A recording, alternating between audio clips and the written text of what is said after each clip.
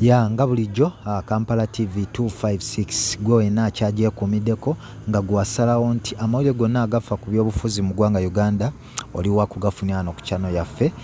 gwe nno wakola okusalawo okusinga okubeera ddala okulungi ate gwe wena omupya ng'obadde tonna subscribinga muganda wange nja kusaba osubscribinge awali akadaawo okooneko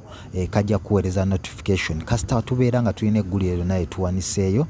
tusobole okutambulira ddala wamu n'okumanya ate gwe bw'omaliriza okulaba vidiyo eno osobola okukomentinga ne tumanya endowooza yo kwoteeka okusharinga n'okulayikinga muganda waffe kyongera okutuzaamu amaanyi naffe ne tutegeera nti naddala amawulire ge tubawa tutambulira ddala wamu nammwe naye nga amawulire agaliwo olunaku olwaleero omukulembeze w'ekibiina kya National Unity Platform Robert Kyagulanyi Ssentamu ono nno akunze oba alagidde abavubuka bonna abali mu diaspora team okutandika campaign ey'okuboola Speaker wa Parliament y'eggwanga erya Uganda Right Honorable Annette Anita Among naddala ng'agenze wali e Vatican okusinkana Papa. Ojja kujjukira nti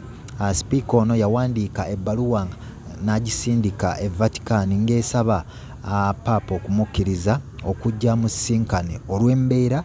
Speaker gy'ayitamu. Ojja kujjukira nti alina envumbo ezamuteebwako eggwanga lya Bungereza nga zeekuusa ku buli bw'enguzi n'okubulankanya amabaati agaabo abanaku ate era n'eggwanga lya Amerika nalyo ne livaayo ne limuteekako envumbo era nalyo nga lyesigamye ku bulyake n'okukozesa obubi woofiisi ye. Eno ne Amerika yo teyakoma okwo ne famire ye yonna yasobola okubanga yagisiba ng'era tebakyakirizibwa okulinnya ekigere kyabwe mu ggwanga erimanyiddwa nga erya Amerika. So Speaker we yatuuka mu mbeera eyo yasaba okusinkana Papa abeeko byamunnyonnyolamu sinakindi okubeera nga amusabirako naye kyategeerekese nti aba diaspora ya NUP abali mu mitala w'amawanga naddala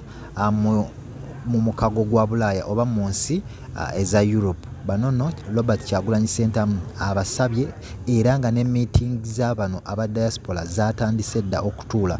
gwe wena ali Kampala TV 256 zatandise okutuula nga bategekese enteekateeka Speaker ono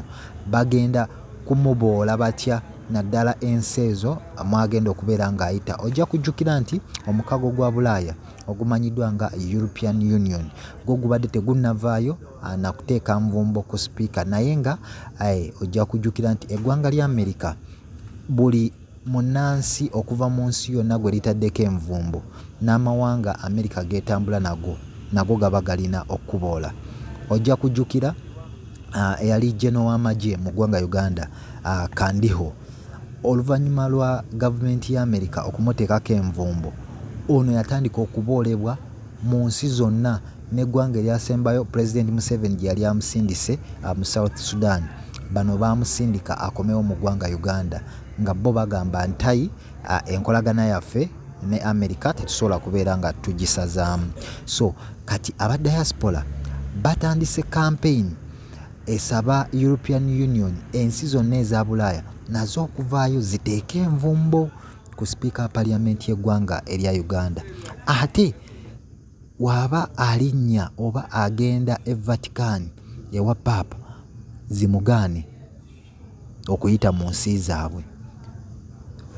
nga takkirizibwa wadde okuyitayo kuba nazo zaalaga dda nti yavunaanibwa obulyake avunaanibwa okukozesa obubi woofiisi ye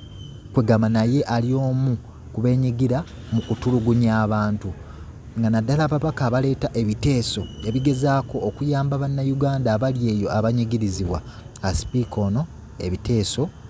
abitangira okuba nga biteesezebwako. So essaawa eno aba NUP ab'omu diaspora baategeezezza Speaker nti tajja kulinnya ku lukalo lwa Bulaaya. Kale Bobi Wine baba bamuganye okuba enkuŋŋaana ze mu ggwanga Uganda naye kaakole ekisoboka okubeera nga abalemesa okwetaaya e Bulaaya era kino tulindiridde okulaba naye nga gensembye okutegeerako enkuŋŋaana zatandise dda okukubibwa enteekateeka ziri mu giya okulaba ngeri ki sipiika ono gyagenda okuboolebwamu mu nsi gyagenda okuyita okutuuka e Vatican eri mu Italy, ate nga basaba ne Italy eveeyo emumme visa. So tulindiridde okulaba anaagendayo oba taagendeyo. So gwe muganda wange ali Kampala TV nja kusaba okusubscribinga, okulikinga, kwoteeka n'okukomentinga tusobole okubeera nga tutambulira wamu n'okumanya. Kankwagalize obeere bulungi ate sigala nga ogyekuumiddeko.